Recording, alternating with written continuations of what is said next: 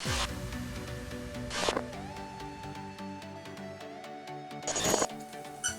what's up? It's Kit, time for another video, and welcome to take number 11. Today, the dogs have been extra spicy. The planes seemed like they have been flying lower than usual. And the neighbor is testing out a motorcycle, so they're going around the block. I had to, it just stopped, so I just said like, hey, yeah. But I've been trying to do this since this afternoon, so yay. Alright, so today's topic, I believe is a continuation of the previous one of the previous videos that we have published, and it is where to tie your leader on a fast jig and a slow jig. But I had to make a video because I believe this segment is bigger, and this is for light and micro jigs, and I believe a lot more people have access to this, and just because of the bigger audience, the likelihood of people actually kind of doing things not so correct is also kind of high. So yeah, hence this video. All right, now before we get into things, if you're new to the channel, this channel talks about the hows and whys of fishing. We cover everything from big game, ultralight, everything in the middle, including fly fishing. And today we're talking about how or where to tie your leaders on light jigs and micro jigs, whether it would be fast or slow jigs. Okay, a lot of people are doing this from shore, on the kayak, on the boat, so bigger audience. Alrighty, now this is the first part is actually kind of pretty straightforward. If you're looking at the mini versions of the big jigs that you're using, okay, you just downsize everything. So here is an example, and a very, very familiar jig. This is the Sea Falcon Cutlass, real Cutlass. This is the mini versions. We have a 40-gram jig right here, and as you can see, I've rigged it with tandem. These hooks are from VMC, and you'll see that I have rigged the split ring between the hooks. So one hook goes on one side of the split ring and the other goes, I've seen people putting this to one side, you know, with the two hooks here or two hooks here. So when you're rigging a tandem on a fast jig, you're actually putting it in the middle right there, splitting them on both ends, because that covers a lot of where the fish is gonna bite. It could be on top, it could be bottom, like that. And yeah, does it increase your hookup ratio? Some people believe it does, but for me, majority of the time I just use one hook. And if you're rigging a Cutlass, again, I put the hooks on top. Okay, actually, you know what? Let me get you an example here. I think this is a bit more clear. Okay, so here's a typical jig.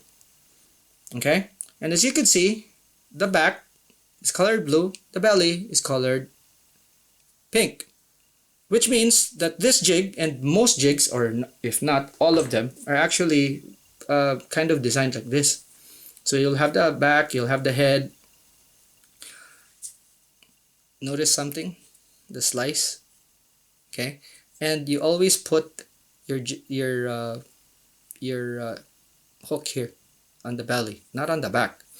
So look at the Cutlass. This is specific for the Cutlass. Okay, so the Cutlass, the slice is actually right there. Generally, what happens if you're looking, okay, is that this is this part here is the lighter part of the jig. In the case of the Cutlass, you'll see that the light part is actually in this end. This, the bottom, is the thick bit. Okay, so just a heads up. Now, I'm pretty sure that a lot of people are rigging it like that and they catch fish too. However, I've noticed that my catch ratio is just specific for the Cutlass. probably some jigs that are also cut this way. Just something for you to note. Wherever the direction of the line is, you put your hook there. Just, for me at least, in my experience, I've caught more. Now, if you drop this down, because this is heavy, it actually kind of drops like this, not like that. Same with this. Okay, I mean, it drops like that, but it swims like that. So it's the same as this. All right, now you'll notice that this is a connection to the solid ring, like so. Okay, now with other fast jigs, as you can see, this is a smaller version. Of course, this is a mini cutlass.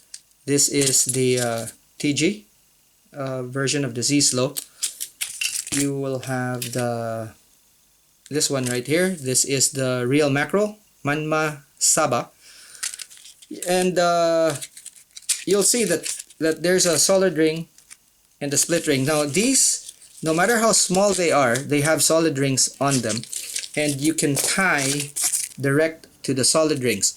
Incidentally, I actually helped Sea Falcon put assist hooks on this, and when they were doing their assist hooks selection, I helped them out with the sizing and what the assist hooks should be. So just to make it easy for users, instead of actually just being cheap and putting an assist hook with just a loop onto the split ring, okay, we've done it like that. So it's also easier for you guys. If you buy these products, you just tie it on the solid ring, and then that's that. Now, one thing that you should actually look out for is that, when you're going into the factory thing,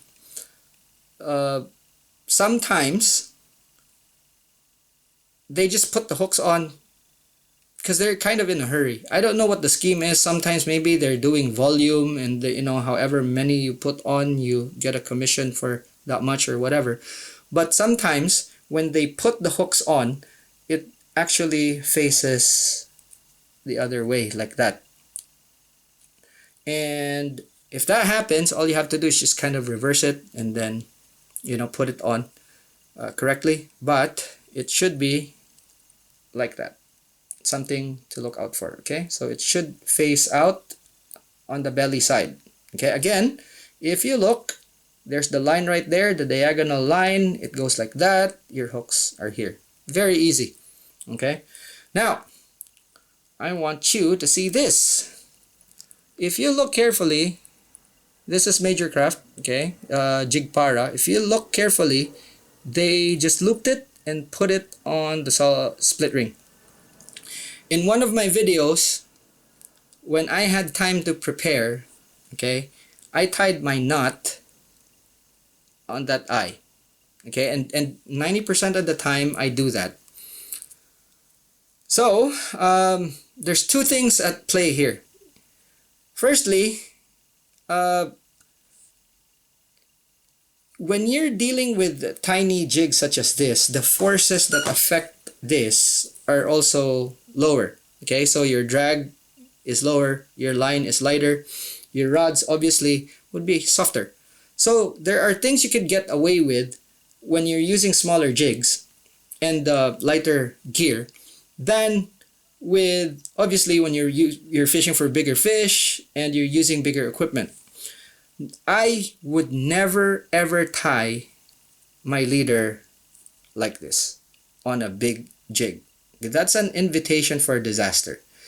And the reason why I actually pulled this out, I could have easily just taken something and then something else and show it to you guys. But again, certain situations dictate your actions. And for this particular one, I remember there was actually a boil. Okay, I'm not gonna be a hypocrite and tell you that I didn't do this deliberately, but I did, because the fish were boiling. There was no time. Needed to change my jig, cast out, and guess what? I caught. Okay, so I wouldn't say that doing it this way is actually incorrect, because you can catch fish with it. Now, if the fish weren't boiling, would I do this? No, I wouldn't. Okay, in fact, there's one video where I actually show how I rig this, and it's to just put it in the eye. But at that point in time, okay, the eye is smaller, my eyes are failing, and putting it on the split ring, which is slightly bigger than the eye, was actually easier, okay, because I could just do that, cut it. In fact, if you look, it's a uni nut instead of my usual chain knot.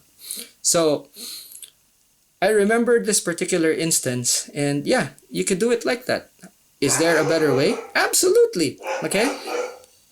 See this, if you see, falls like that, and I could easily just, if you're using a snap, and this is more than likely, this is how they designed it, that you use a snap, okay, a smaller one than this, obviously, and then you put it there. Now, I've used this because it's kind of big. So, for something small, putting a snap, I know a lot of guys do this, I don't, okay? Putting a snap there like that, obviously you close it. It's a much easier way. For me, I would actually rather put a knot right here, and I would use a knot like a loop knot. Okay, do it like that, and okay. So with this knot, it's not with this. It's really not sitting correctly, so we take that off, and I'll show you. It will actually sit correctly, like so. Okay, so that will catch more fish than when you put the knot there because of the position. See, it's on the side, so you want this to be hanging like that. There are several instances also that you can get away with this assist hook looped and tied straight to the eye. That works. That works for smaller jigs, but for bigger ones, don't do that. Not really something you want to do. Okay, have I tried it? Yes, in years past I've done that. But see, the thing is, when you are tying your assist hook, or you're looping your assist hook direct to the eye, it means that you're tying your knot here, and it affects your jig. So instead of actually having a straight connection with your split solid ring and assist hook like that, and the hook or the jig can swing freely, putting it on the jig, okay, means that every time it pulls, the jig gets affected. Okay, so there is the chances of you losing the fish because it has it can use the jig's weight or the shape of the jig to use as a lever to get that hook off is higher. Okay, so you just don't do it. Now for these jigs, especially the smaller ones, you can kind of get away with it again because you are dealing with far less force than with the big stuff. All right, now with the slow jigs, it's the same thing. You can see there, solid ring, and I think especially these days when a lot more people are using slow jigs than fast jigs, even on shore, an efficient way to do it is to tie it on a solid ring and then switch out the jig. There are people that actually take the whole assembly off and change the jig from the split ring below, and there are some that actually just take the jig and leave the assist hooks on. That works when you have a range of jigs. Like take for example, this is a wide jig, so you have several wide jigs with the tail assist hooks on, and you switch from one to the other. That's fine because the size of the hook and the length is actually suited for a lot of the sizes. But as soon as you switch to, let's say, a longer jig, then your top hook would need to be changed. So for me, I have all of the jigs with the rigged with their respective assist hooks. I just take this bit right here with the solid ring and then move from, changing the jigs would be as easy as just taking your assist hook pliers and then switching them over. So you get used to it after a while, and it doesn't take longer than actually. Well, this is faster, okay, but for me it's just not as safe, and this is an easier bet. Okay, so I think that about covers it. And if you have questions, go ahead and drop them in the comment section, especially if I missed something. Alrighty, that's it. So for you guys that are new and you want to learn more, click on the subscribe button. It's, I think, right here. All right. For those that have learned something in this video, give it a thumbs up. Okay. Again, if I missed something, just go ahead and comment below. And that's it for now. Oh yeah, if you like your friends to learn and you're fishing as a group, share the video or share the channel. And that's it for now. Thanks so much for watching. I'll see you in the next one. Class dismissed.